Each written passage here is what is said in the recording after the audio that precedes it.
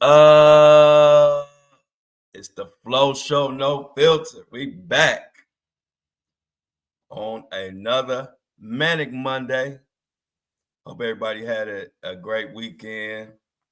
Uh, we about to get into the Diddy mess. We ain't gonna waste no time.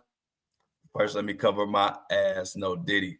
The thoughts, views, and opinions shared on the Flow Show, no filter, are for educational and entertainment purposes only. I am not a professional. I am just good. What is going on? Angie, I see you. Good morning, breakfast crew. As always, in the building from 7:30 a.m. is when we start, Monday through Friday. What a crazy, crazy day. Hope everybody enjoyed the Father's Day. I enjoyed mine. Nothing. One of my favorite jobs is being a father. So shout out to everybody on this Father's Day. Y'all, Diddy was exploding. Tinker, what up, Laura? What up? What up? What up, Jeanette? I see everybody in here. Angie, Megan, Bo, what's going on, y'all? Oh man. I have phone problems, man. I destroyed my phone. I couldn't sleep last night, so I just stayed up and was working. And I ended up dropping it and then picking it up, and the screen was loose from me dropping it. And then I forgot about that. And later on in the night, I swung it real quick, and I don't know what I did, but my screen is black now. So I got to go to T-Mobile today after the show sometime. But it is all good. I'm operating off the iPad, and we'll go from there. So Friday was a day. We're going to start with this. Diddy done filed for another mistrial. Good morning, Not Dreamer. Diddy has filed for another frivolous courtroom mistrial through the court. What's up, Kobe One Shinobi? Like the live if y'all come in here. Y'all, I don't care what all the little Mohawk Diddies in the comments saying, or people who supporting Diddy about ain't no RICO, ain't no evidence. Y'all, if that was the case, why would Diddy keep trying all these stupid ass mistrials? He a week or two away from going home if you let the Diddy supporters say it. Why would he even want a mistrial if he was? It's been no case. The prosecution hasn't proven their case as far as what they're saying. What the people who in denial are saying. Ain't no RICO, ain't no sex trafficking. These are consensual adults. Yet Diddy keeps asking for a mistrial. That's desperation. That's somebody who knows, including his legal counsel, knows he is guilty. Y'all, the judge is admitting that phone, the secret phone Diddy had. The judge is admitting that evidence. That's a killer. We're gonna talk about that.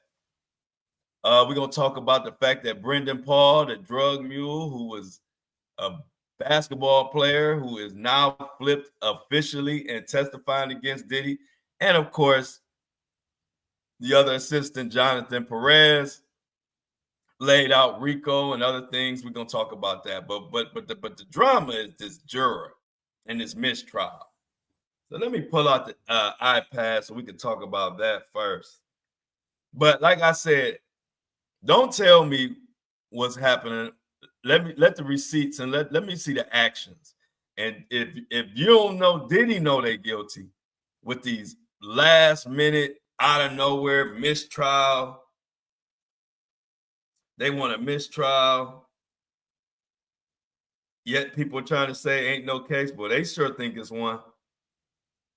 So let's get into this. Let's talk about this mistrial first. This is ridiculous. Let's go. So I'm gonna read the actual docket. I want to read the actual docket. We're gonna read this actual docket. The mistrial docket. This is crazy, y'all. Diddy is throwing anything against the wall, and ain't none of it sticking. Ain't none of it sticking. So let's get it. Let's read this mistrial. Yeah, Diddy is cooked, Melissa said. Desperate, desperate. Dear Judge, this is from Diddy's counsel. The defense submits this letter in further support of its vigorous opposition to striking juror number 6, a black man. Mr. Combs will be substantially prejudiced by the dismissal of this juror, and because there is no factual basis to remove him, the court lacks discretion to do so. Moreover, if supposed inconsistencies in his answers to the court's questions were truly of concern, then they got a whole lot redacted. So I don't know what they said there. They got it blacked out. If the court strikes juror 6, we respectfully request that a mistrial be declared. Let me stop right there. So they're going to ask the judge who is making the final decision on even removing juror number 6.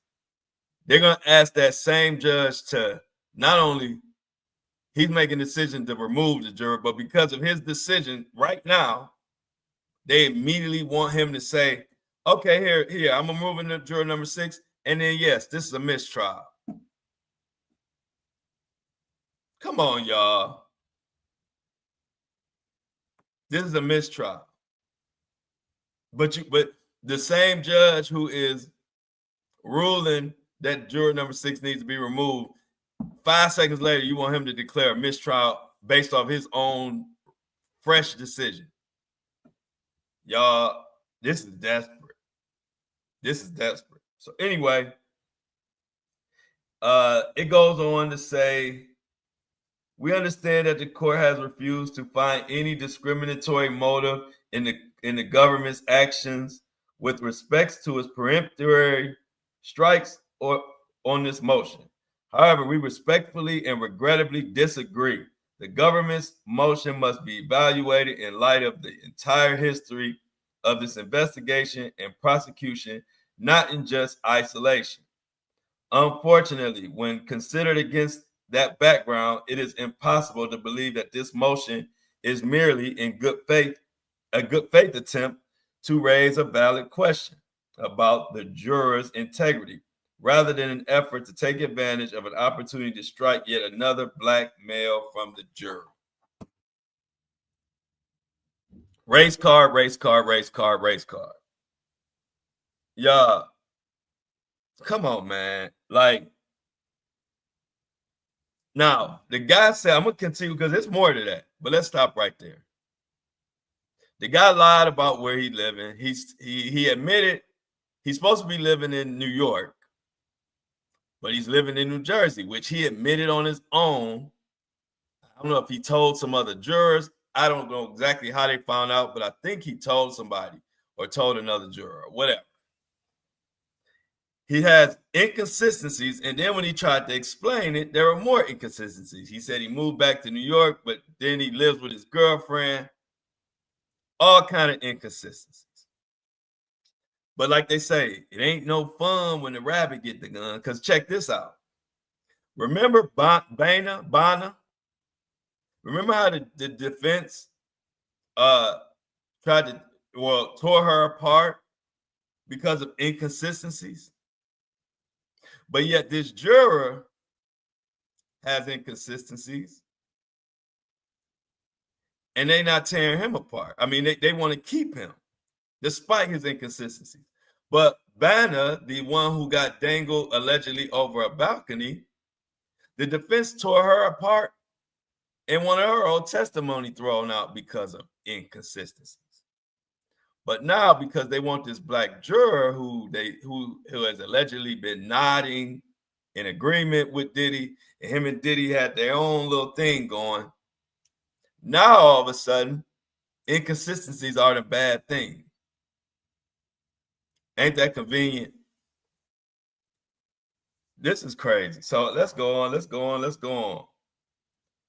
They say letter A. This is part A of their motion, their bullshit motion.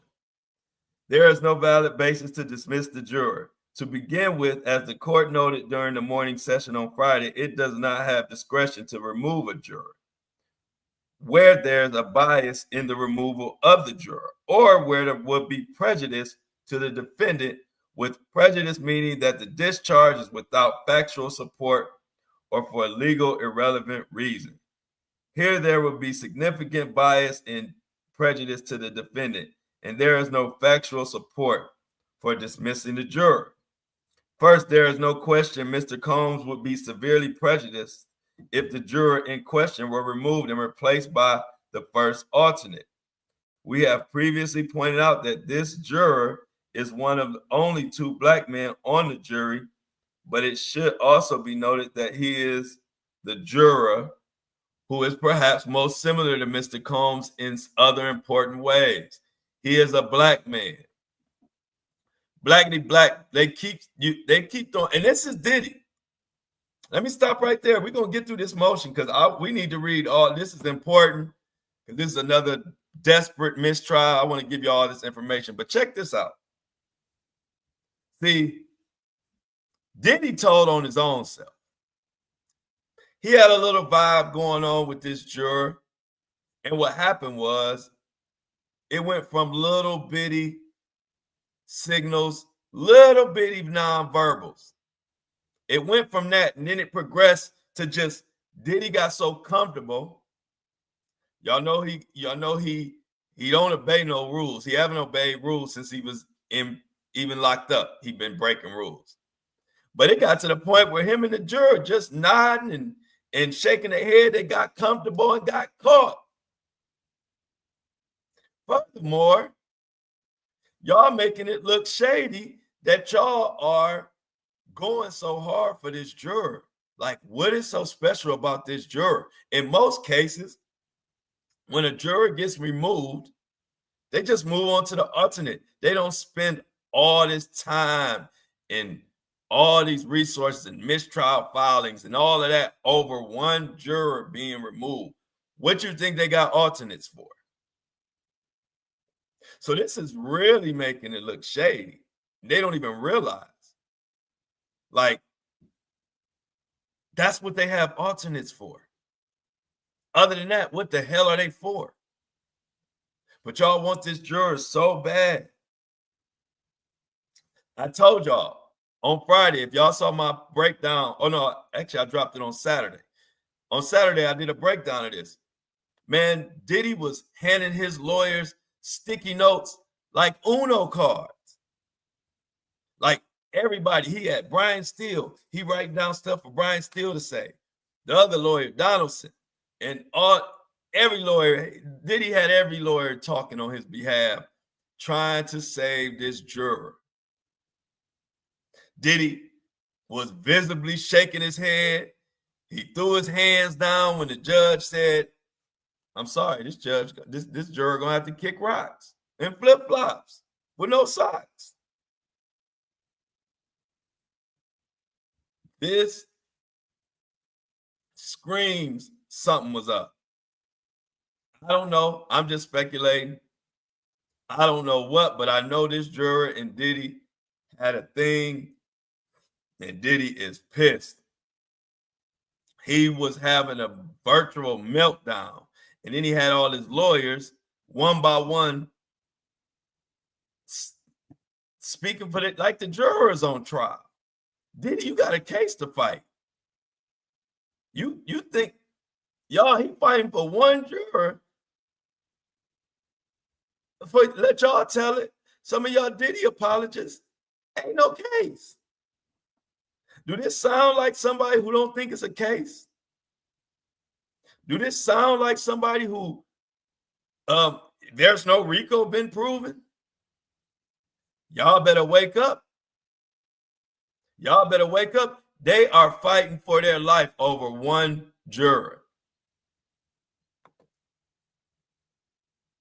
It's like 8 men, 4 women, very diverse.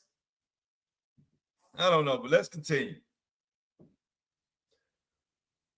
As the opening statements and the witnesses' testimony have revealed, the principal dispute between the party is whether Cassie Ventura and Jane willingly participated in the sexual activity at issue during their relationships, and Mr. Combs for their own reasons and because they chose to do so, or whether, as the government claims, they were coerced. The fairness of the trial depends in part on having jurors with backgrounds similar to Mr. Combs, share their perspective on evidence with other jurors from diverse backgrounds during deliberations. Removing this particular juror will deprive Mr. Combs of the important perspective. And it is no answer to simply say that there are other black jurors or other males on the jury.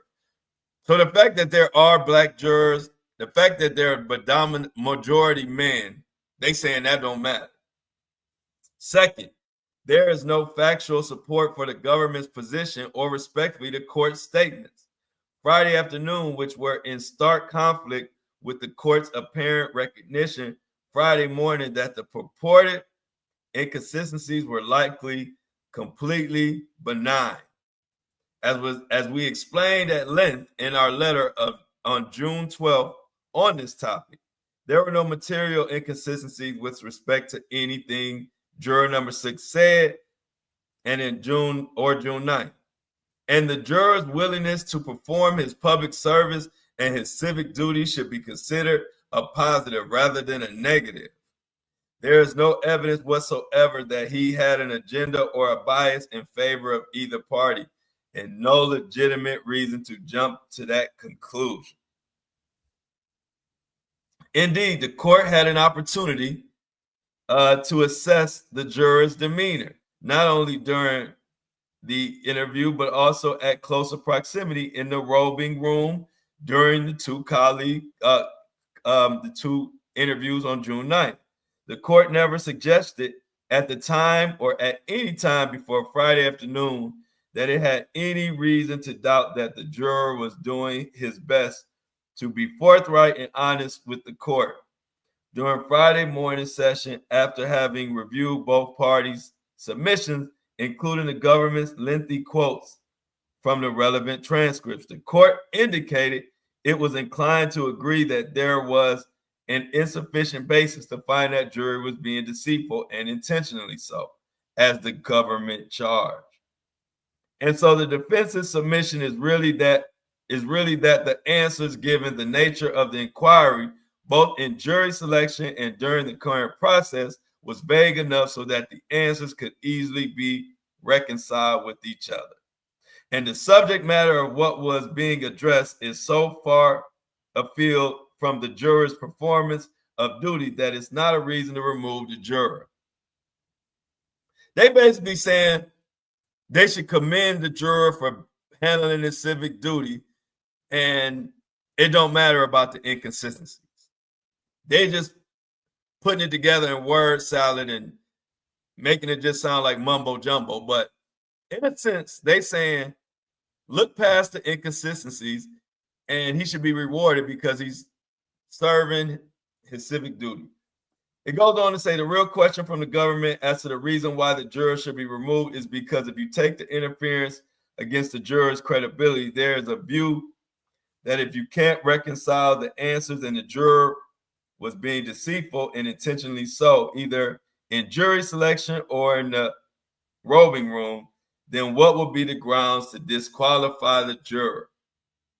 And then finally, they say, for the foregoing reasons, the court should allow juror number 6 to remain on the jury. If the court truly believes his statements raise serious concerns about his ability to follow instructions, which we respectfully submit would be an unfair and unsupported conclusion based on what were at worst imprecise answers to the court's then fairness. Then they got a lot of stuff redacted. Then they say if the court dismisses juror number 6, the unfair prejudice from replacing him with the first alternate at this late stage of the proceeding warrants a mistrial. Respectfully submitted, Alexandra Shapiro. Y'all, they are crying. That sound like some desperate, like Melissa said, to be a juror, you need honesty and transparency. Yeah, what's wrong with that? What's wrong with a little honesty and a little transparency? And then they act like, I'm telling you, this is crazy. They're making it look so, if you didn't think something was up with that juror, you think something up now. If you didn't think it before, you thinking it now. I don't know. This is crazy. Juror number 6 has caused all hell to break loose. And Diddy is having a virtual meltdown. And he has his legal team having a meltdown as well. Did y'all hear that word salad malarkey? So because of all that, they want a mistrial. Tinky says a mistrial is reaching. I mean, come on. Just say that Diddy has something going on with this juror and we need him back. We was counting on that. Everybody's losing control. The legal defense, Diddy, and I bet you it's pissing the judge off. I told you that Diddy and them was going to piss this judge off eventually. And they're doing it. I got to. Why would the judge make a ruling and then immediately call it a mistrial based on his own ruling right then and there? Like, you don't even have to be a legal analyst to understand how crazy that sounds. So the judge himself, and he took his time on this ruling. Think about this, y'all. Remember, he waited the whole week, all the way from starting basically Monday, Tuesday. He waited all the way till Friday evening, the last minute. Thought on it. Let everybody speak their piece. I mean, how fair can you be? And then he comes up with this ruling. And then y'all think he did all that to come up with this ruling to call it a mistrial based on his own ruling. Make it make sense. This is desperate, and I don't like it.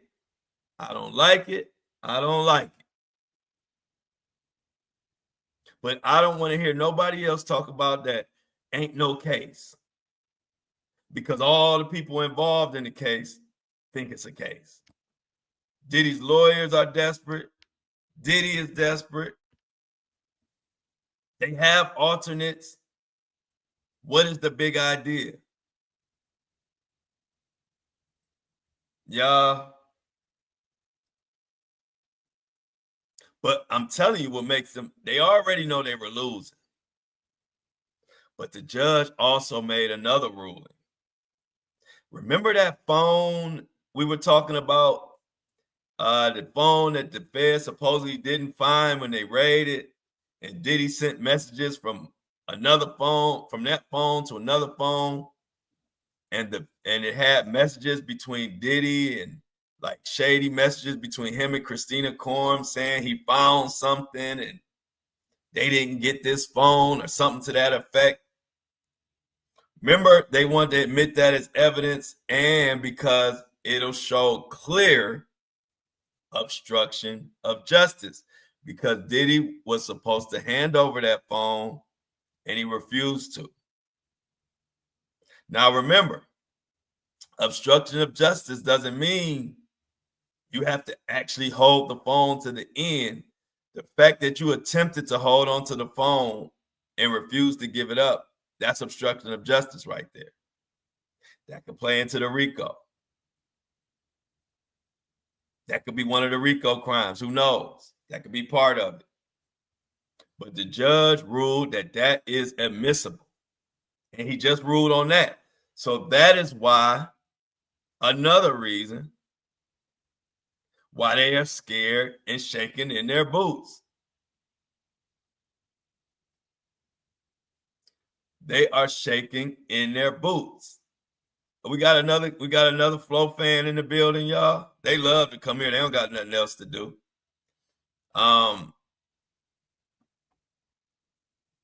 Hey, look, I'm not even. It's no need to just ask all these mistrials. Ask Diddy and his counsel where the RICO is. Ask Diddy where they at. They begging for mistrials. When if it was no RICO, they'd be a week away from going home. What you want a mistrial for? If it's no RICO, like the idiots are saying who don't know how to critically think, you are a week or two away from getting your not guilty since it's no RICO. Why would you even want a mistrial? If you get a mistrial, you have to stay in prison, stay in jail. You got to wait for another year to get a new trial, and all they're going to do is retry you. You don't go home. You stay, everything stays as is. But the idiots who don't know how to critically think don't pay attention and realize if there was no RICO, Diddy wouldn't be asking for no mistrial right now. He a week or two from going home. But he actually knows that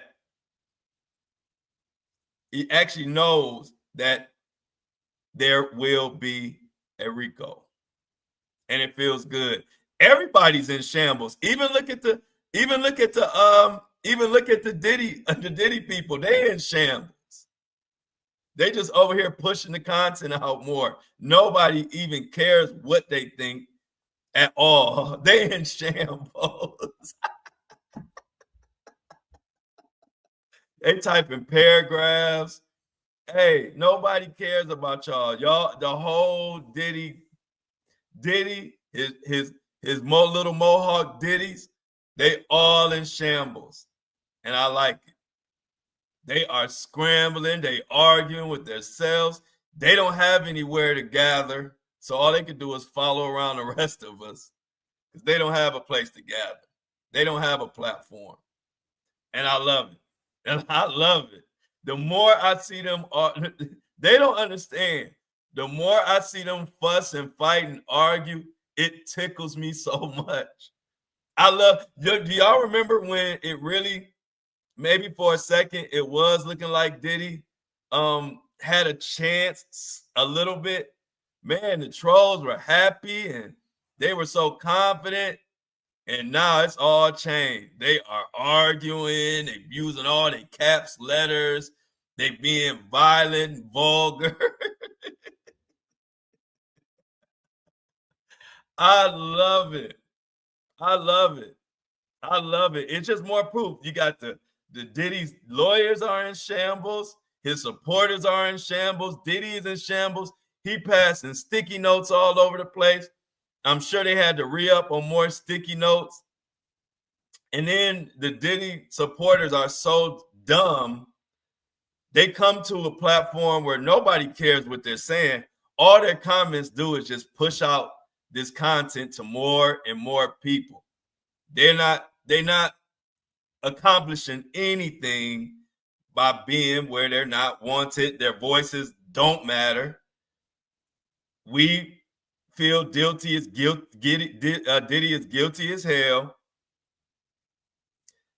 Diddy is guilty as hell, and that ain't no troll, ain't enough capital letters in the world that's gonna change that. But we appreciate the engagement to help continue to push out this content, because for some reason the Diddy supporters don't have the work ethic nor the smarts to build their own platform so they can push their message out.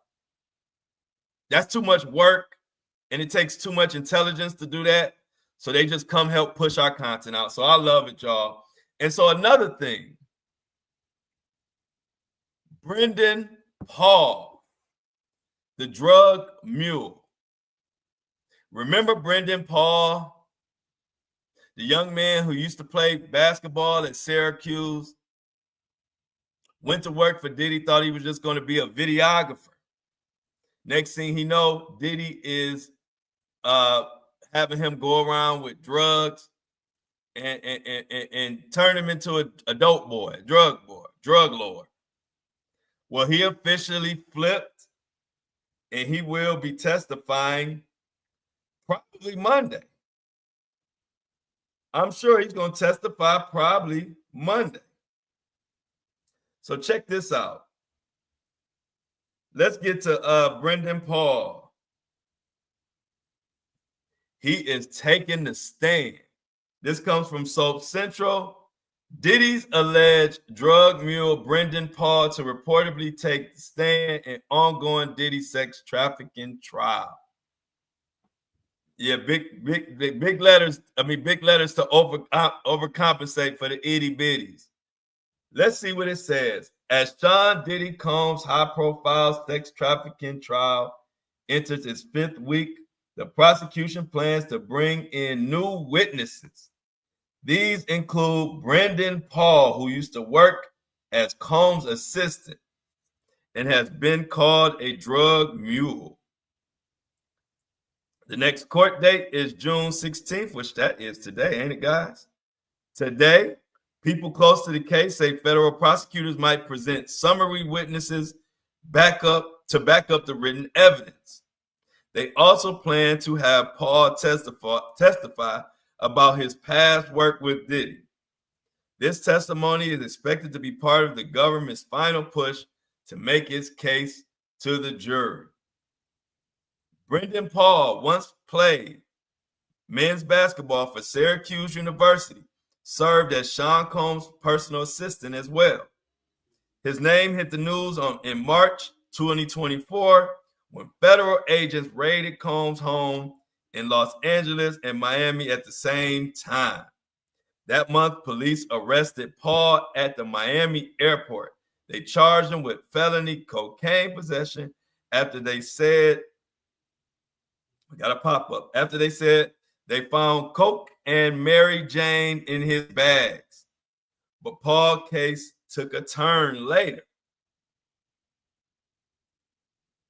In May 2024, he took a plea deal through a program that helps first-time offenders who didn't commit violent crimes. His attorney, Brian Bieber, later confirmed in December 2024 that the case against Paul had been fully dismissed after he successfully completed the pretrial program.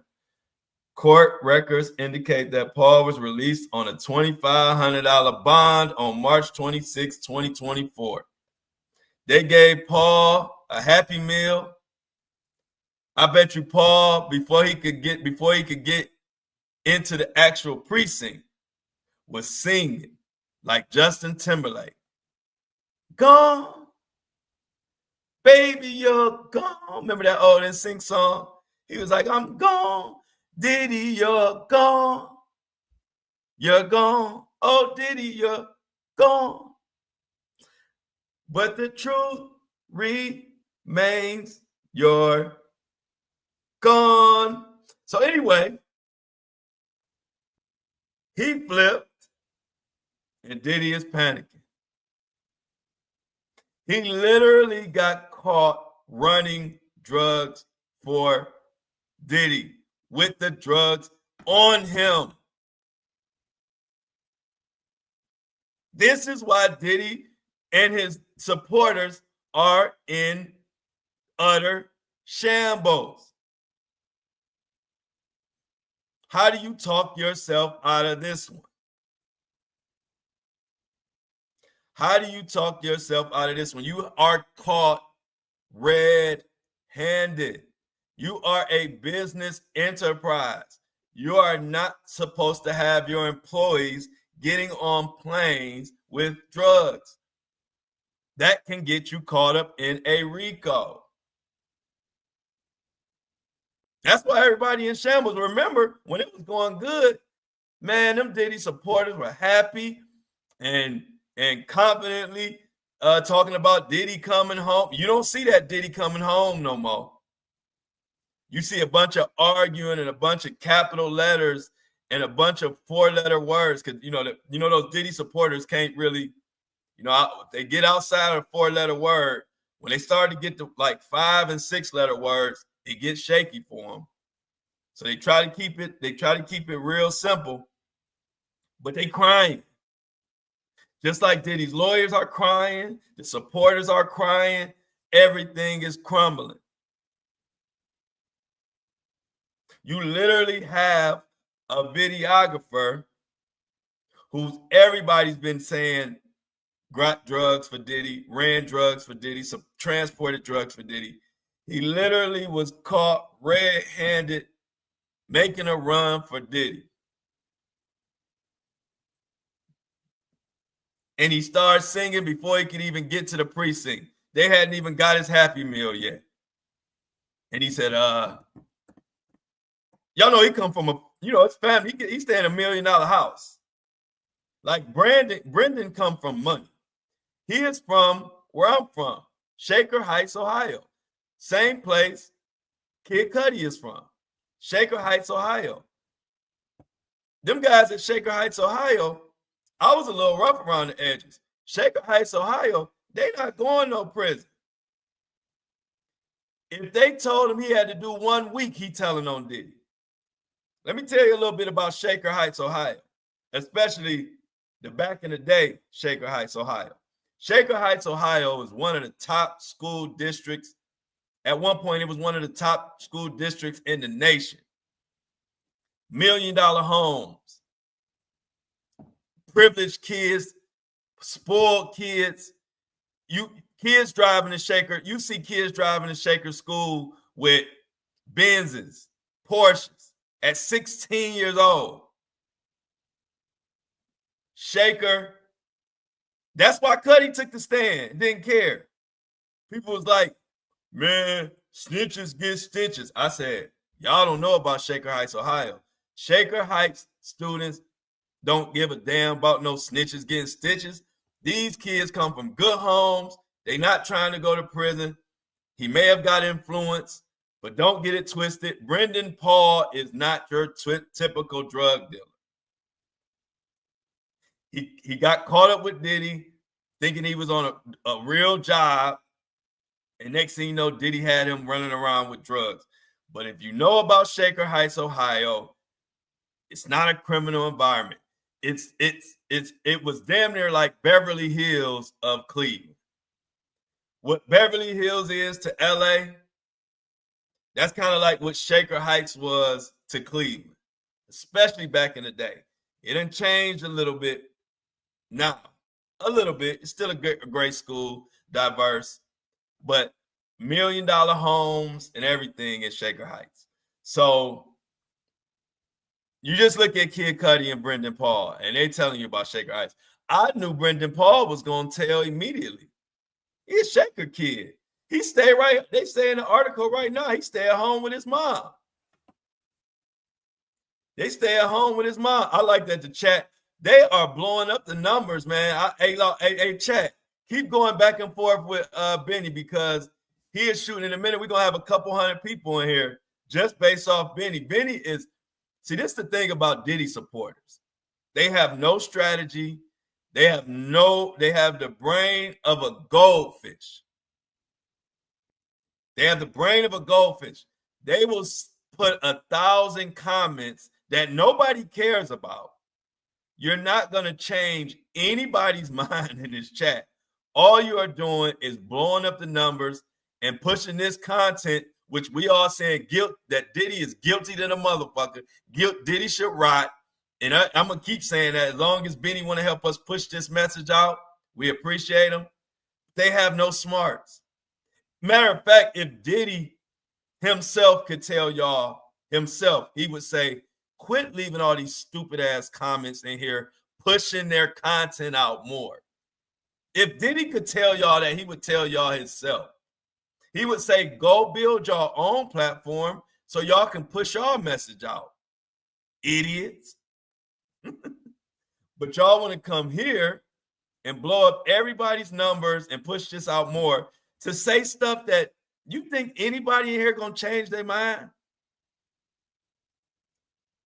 The message here is Diddy is guilty as hell, and we all want him to go to jail. And we all appreciate all the Diddy apologists and supporters who want to come in here and leave their comments, which fall on deaf ears, but we appreciate the engagement. And chat, please keep talking to Benny, and because y'all really doing good with the numbers. Keep it up. But let me give you a little background on Brendan, so you can get an idea on how much he is about to tell it all. Brendan Paul, he gonna tell more information than he even gotta tell. Brendan Paul, let's this the New York Post. You know we like to have receipts. Listen to Brendan Paul. Brendan Paul is gonna tell shit that they ain't even gotta tell. Y'all don't, hey, look, they don't push lies for views, they just push views for people who lying. So if I'm lying, why push these views out more? So New York Post, thank you for pushing this content out, Benny, aka Dickie. I mean, not Dickie, Benny. We're gonna go with his new name, Benny. Who is Brendan Paul? Diddy's alleged drug mule who was arrested at the Miami airport. Brendan Paul is an amateur music producer and graduated from Fairmont State University in West Virginia. Paul is originally from Shaker Heights, Ohio, one of the bougiest cities you would ever know. Why Diddy would have this guy running around with drugs makes no sense. It makes no sense at all. He still resides in that state. His current address is listed as Chagrin Falls. Some of the biggest, most expensive houses you've ever known in your whole life come from Chagrin Falls. We up to 170 people in here thanks to Benny Brand, y'all. Shout out to Benny Brand. Goldfish, Mr. Goldfish Brand. He lives with his parents, Kurt and Mary Jo, inside their $829,000 4-bedroom, 6-bathroom home.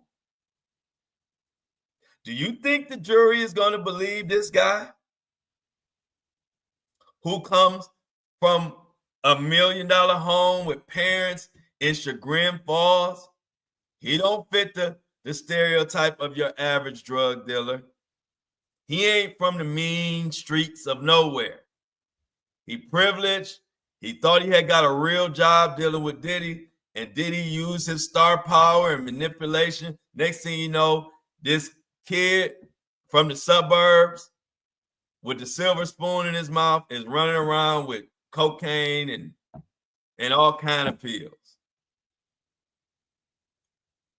Now I'm gonna read you something else. You tell me, do this sound like somebody who gonna snitch on Diddy?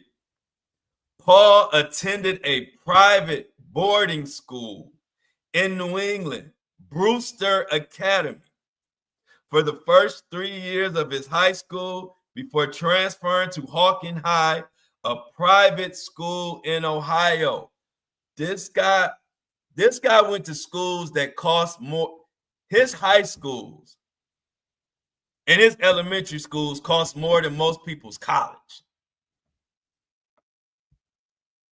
This is who Diddy had running around with party pills. Paul went on to play basketball at Syracuse University in New York. He played Division I. And once his basketball career was over, he became an amateur music producer during the pandemic. He started making beats on his laptop. He eventually began to produce for Diddy on the Love album, which was produced in September. He even posted photos with Diddy in the studio while working on the album. Receipts. Oh, we up to 170 something. Come on, Benny. Keep bringing it. Hey, look, C-Tuck. Y'all know C-Tuck is one of my faithful Clevelanders. He just told y'all, look at this. Hawking, where Brendan Paul went to high school. Went to high school. Hawking looks like a college campus. This guy is rich. He comes from a rich, wealthy family. He is going to be up there speaking like a Rhodes Scholar.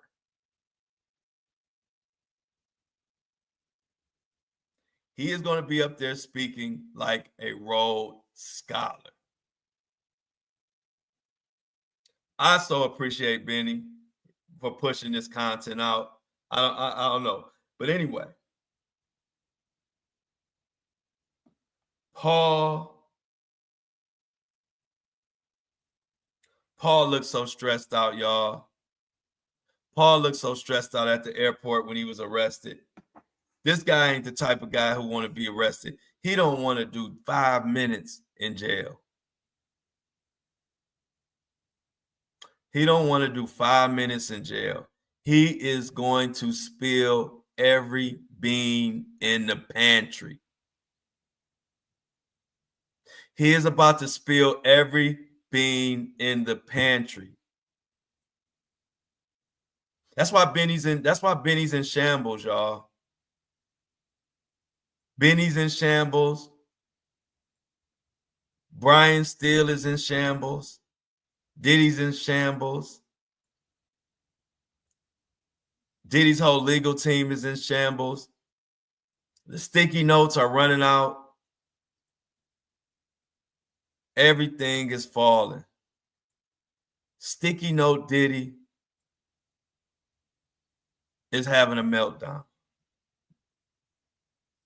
Sticky note Diddy, aka Mohawk Diddy, aka Itty Bitty Mohawk Diddy, aka Itty Bitty Mohawk Sticky Note Diddy Smalls. By the time this trial is over, Diddy's name is going to be 5 minutes long. Right now, we got him as Itty Bitty Sticky Note Mohawk Diddy Smalls. It's all falling down, Benny. And I know it's crushing. And I know you want to see one of those freak off tapes and they just won't allow you. And I know it hurts to see Diddy in this position when y'all thought it was no case a few weeks ago. It's okay. Flo is here for you. Because Flo Mr. Told You So, told you so. But everybody didn't want to listen. And then Benny. I know this ain't Dickie. This is Benny. I gotta keep remembering that. He is so unclever. When he came up with his new nickname, y'all, he was so stuck he still made it rhyme with his old name. This ain't Dickie. This is Benny. Like, try to come with a name that ain't any, or Benny, or Licky, or Dickie, Slicky, Diddy. I know you want to rhyme it with Diddy, but it makes it kind of obvious when your new name rhymes with your old name, Dickie. And one thing about Dickie or Benny, whatever he's want to call himself today, he's just like Diddy. He's delusional. He thinks he's the smartest guy in the room when it's really actually the opposite. Y'all, he rhymed his new name with his old name. And if you think it can't get any worse, Jonathan Perez basically laid out RICO on a silver platter. Who is Jonathan Perez?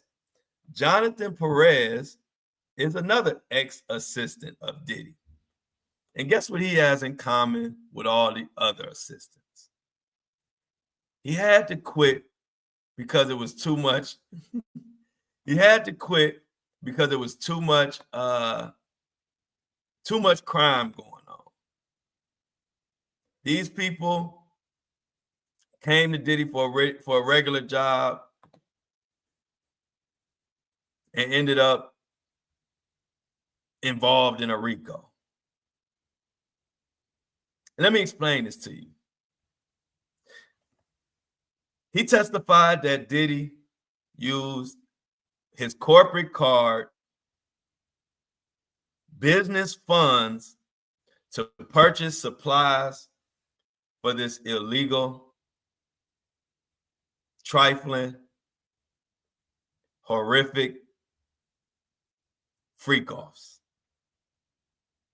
Ladies and gentlemen, using your business enterprise, a structured organization, using that to commit crimes is the foundation for RICO. And that's what we're dealing with here. Jonathan Perez, they even asked, well, did you do this on vacation? Or did you purchase all these sex toys during vacation? Or was this on your real, regular time, on the clock, business hours? And y'all, Jonathan Perez said, yeah, I did this. This wasn't on vacation. This was during business hours. Like Lord said, listen, Benny. Benny's in shambles. Dickie Benny's in shambles. And it's okay. I expect him to. I actually would be a little more, he actually would be under my skin if he still showed confidence. But what I see is a broken man, a broken Dickie, a broken Benny, a broken Benny Dickie, a Dickie Benny who, in a rush to hastily come up with a new nickname, he fucked around and rhymed it with his old name by mistake.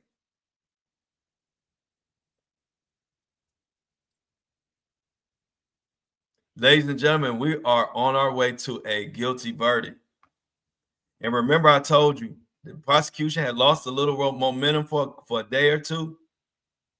But damn it, did they come back swinging. And they got Benny all in his itty-bitty feelings. Jonathan Perez, the ex-assistant, said that they asked him why he didn't work for Diddy.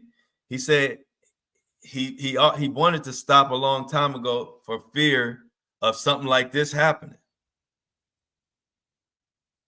Now he's on a federal trial because he messed with the wrong Diddy. Diddy Smalls.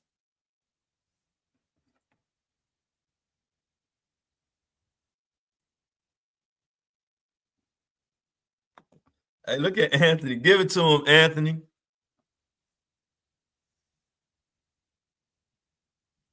Give it to him, Anthony. See, I told you one thing about it. We got to educate it. See, these guys, man, look how he spelled answer.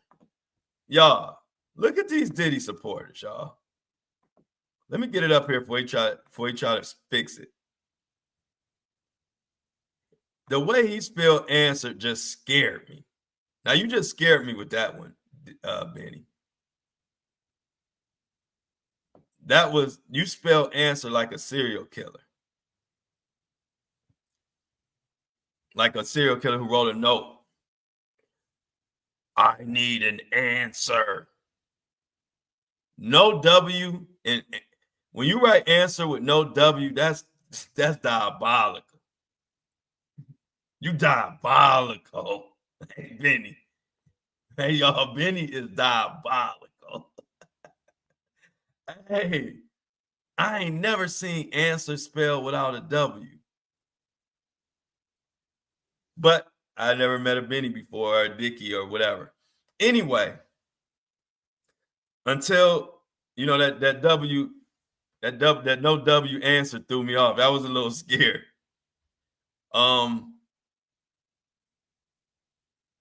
Somebody said, so did R. Kelly have financial gain when he was just convicted of his 30-year RICO?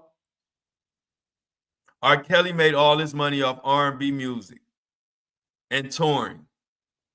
He didn't make a red cent from his RICO. He profited none from his RICO.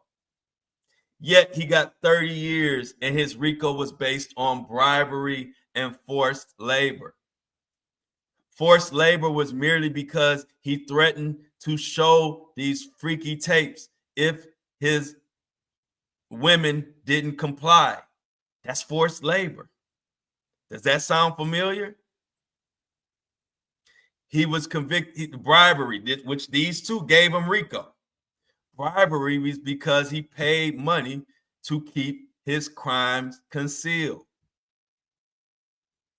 Much like Diddy did when he paid money for that hotel video. See, the problem is people don't understand once you're in a RICO how simple it is. They don't need to see people chained up and duct taped in mouth and in a white van, 30 people carried off somewhere. That's not RICO. They don't have to have 100,000 kilos coming over the ocean. That's not it. R. Kelly, you can look it up. His RICO was based on forced labor and bribery. The forced labor was simply because he threatened to show freaky tapes. That was the forced labor. Bribery was because he paid money to keep all the stuff he was doing with his women, to keep it all on the hush hush. They put those two together and that equaled 30 years. Nobody in this chat is going to tell me or tell anybody that R. Kelly made money off his RICO. See, I'm going to give you receipts. I'm not just going to be on here blabbing with capital letters. I'm going to point to specific court rulings in New York in a federal RICO trial. These are facts.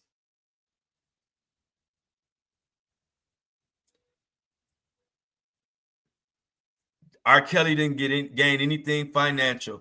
Only thing he gained was 30 years in prison, which he is serving right now. His forced labor and bribery literally mirrors Diddy, and Diddy has more than that. That has been alleged and actually proven in this court case. Diddy has a lot that has been proven more than just bribery and forced labor. And he has way more forced labor acts, way more bribery acts. R. Kelly didn't have anything remotely close to a violent gunpoint kidnapping like what's being alleged in this one.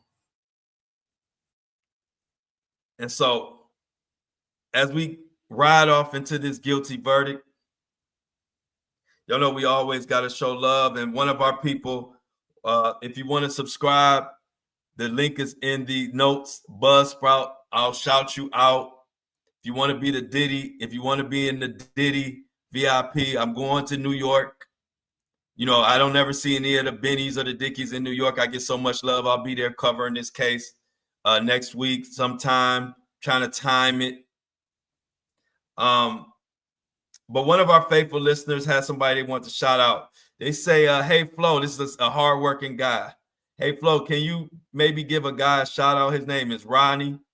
He's a stocker at Publix. I frequent, super nice guy. Introduced myself to him a while ago because he's always went out his way to speak when he passed. We shoot the shit all the time now. I just found out that he makes music. You know, we got love for all the aspiring musicians. I was an aspiring rapper at one time. Anyway, thought it'd be cool to help him. Still loving the content from Mr. Told You So, never change. And I'm out. And his name, Ronnie's stage name is No Genre. So if you see somebody by the name of No Genre, that's our guy Ronnie. And Bo, thank you for that. We want to shout him out. We show love to everybody working hard. And I appreciate all the listeners on the show. Diddy done, Diddy cooked, crock potted. sizzled, flame broiled, air fried, all of the above. Thank you for everybody who reached out to Buzzsprout and let them know that they should have never held the money and don't do it again. I hate that some people responded talking about, they said I didn't respond, and it's like, you missed the whole point. The point is it should have never happened, but I appreciate everybody who reached out. And like I just seen in the comments, we got forced labor.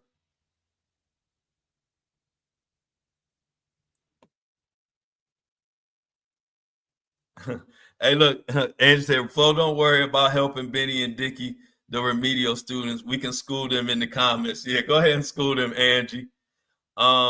Thank you to everybody. Thank you to Benny for pushing this out, for getting schooled. It's so much schooling going on in these comments. I don't know where to start, but I can say Benny definitely got his behind handed to him in the comments. Much love to everybody. This is gonna be a wild one. I'm gonna have to get to work and see what the hell goes on. Look out for my update. Y'all know I'm the king of the Diddy updates, and I will have an update today as soon as something needs to be said. Thank you and much love to everybody out there. This has been another great The Flow Show No Filter podcast. Love y'all, everybody in the comments. Laura, love you. Angie, Portia, Marie, Melissa, Trisha, Punk Rock Girl, everybody, Melody, Sybil, everybody who's been in the building. And I think, and thank you for all the super chats. Shout out to C Tuck. Shout out to Kobe One Shinobi. Nicole, what's up? How you doing? Miss Sunshine, what's up, girl? Lily, what's up, Lily Orchid? And the whole gang, I appreciate y'all. Much love. I will see y'all tomorrow, same time, same place. I love y'all, but I'm out. Lord says I'm out. Everybody, let's get to my mouths. Where are my mouths? Where are my mouths? Melissa said I'm out. Let me get another I'm out before we get out of here. Hey, look, Dickie said this case pisses me off. Now, see, that's what I like to hear. Hold on. Let me slide this up.